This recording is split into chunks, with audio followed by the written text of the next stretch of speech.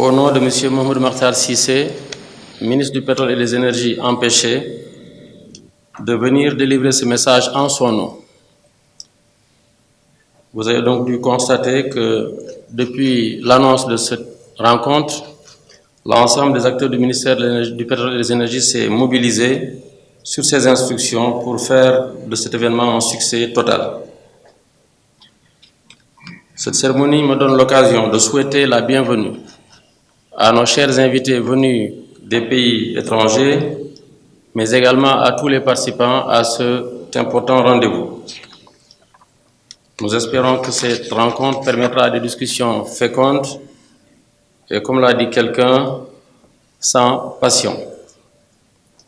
Le thème de l'énergie, qui est à débattre durant ces 3 jours, concerne évidemment le pétrole, le gaz et l'électricité, permettra de passer un point crucial qui intéresse particulièrement le programme Sénégal, du plan Sénégal émergent, qui est le fondement et la référence de notre politique du Sénégal.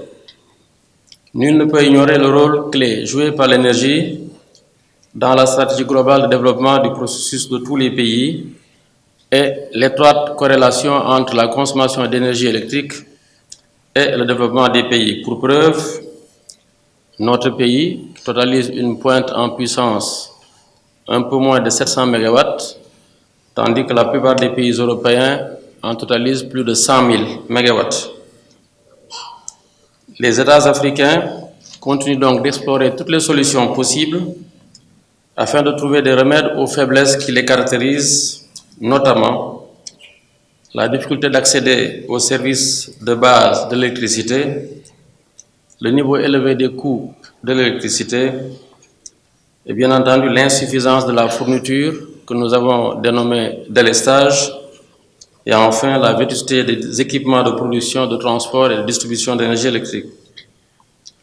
Votre rencontre permettra de réunir différents acteurs dans tous les domaines, notamment l'électricité, les hydrocarbures, mais également tous les détenteurs de technologies, de savoir-faire, porteurs de projets et opérateurs de systèmes électriques nationaux.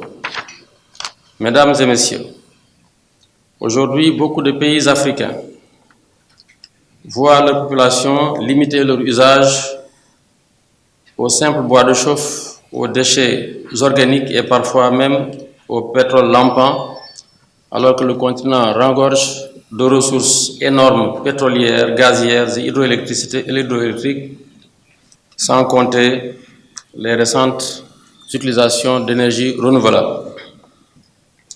Il s'agit donc de valoriser ces ressources, d'accroître les interconnexions entre les réseaux électriques des différents pays, développer les énergies renouvelables, digitaliser nos systèmes.